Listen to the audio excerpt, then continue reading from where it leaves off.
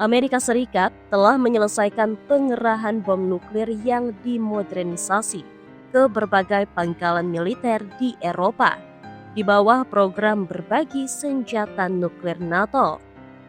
Langkah ini semakin memanaskan konflik blok barat dengan Rusia.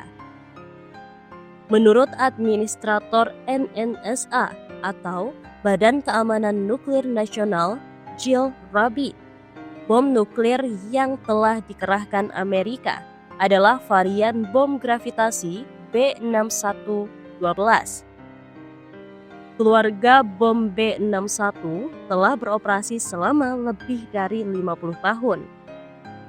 Program perpanjangan masa pakai B6112 yang dimulai pada tahun 2008 bertujuan untuk memperbarui komponen nuklir dan non-nuklir bom, memperpanjang masa pakainya setidaknya 20 tahun. NNSA Amerika mengumumkan penyelesaian program tersebut dengan unit terakhir yang direncanakan dari B6112 yang kini telah diproduksi.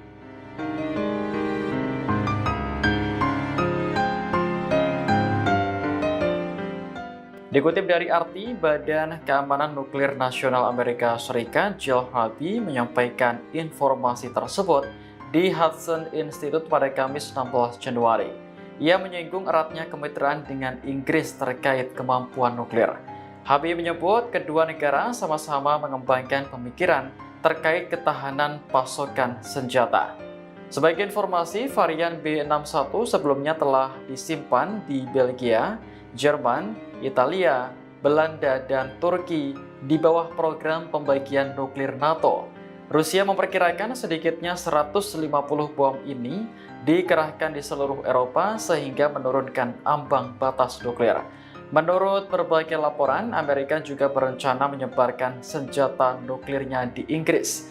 Hal ini merujuk pada kontrak pengadaan untuk fasilitas Pentagon baru di stasiun Royal Air Force Lakenheath untuk menyimpan bom B6112. Ex-analis Pentagon Michael Maloof menilai penempatan bom nuklir generasi terbaru di Eropa bertujuan untuk memberi isyarat kepada Rusia bahwa NATO siap menghadapi serangan apapun.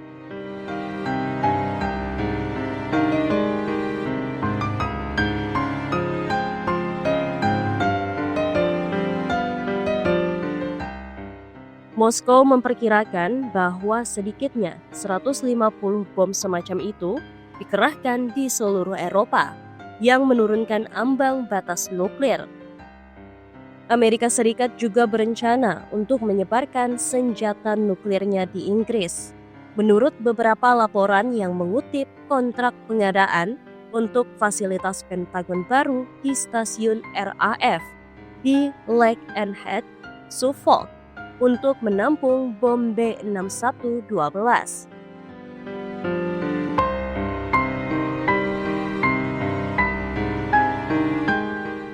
Presiden Rusia Vladimir Putin menyetujui doktrin nuklir terbaru. Tanda tangan doktrin itu telah dilakukan melalui sebuah dokumen yang mengatur terkait penggunaan persenjataan nuklir Rusia. Dikutip dari tribunnews.com, hal itu disampaikan oleh juru bicara Kremlin Dmitry Peskov pada Selasa 19 November. Ia mengatakan pembaruan doktrin diperlukan untuk menyelaraskan dokumen dengan situasi politik terkini. Adapun isi doktrin terbaru itu diantaranya menyatakan Rusia dapat menggunakan senjata nuklir. Hal itu terjadi jika Rusia diserang negara non-nuklir seperti Ukraina yang mendapat dukungan dari negara nuklir layaknya Amerika Serikat. Sehingga Peskov menekankan Rusia akan menggunakan senjata nuklir jika Ukraina menyerang menggunakan senjata Washington. Selain itu, payung nuklir Rusia kini mencakup sekutu dekatnya yakni Belarusia. Diketahui penandatanganan doktrin ini terjadi seusai Joe Biden mengizinkan Ukraina menggunakan rudal Amerika Serikat untuk menyerang Rusia. Adapun kebijakan Amerika Serikat itu sebagai respons atas keterlibatan Korea Utara dalam perang di pihak Putin.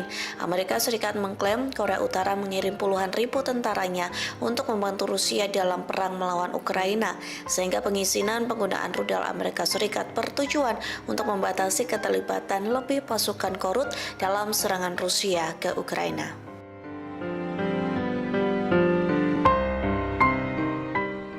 Pentagon mengumumkan penyesuaian terhadap strategi penangkalan nuklirnya pada bulan November lalu. Elemen-elemen utama termasuk peningkatan kesiapan kapal selam kelas Ohio yang bersenjata dan bertenaga nuklir, dan pengembangan bom gravitasi B-6113 untuk memberi Amerika Serikat opsi tambahan terhadap target militer tertentu yang lebih keras dan lebih besar.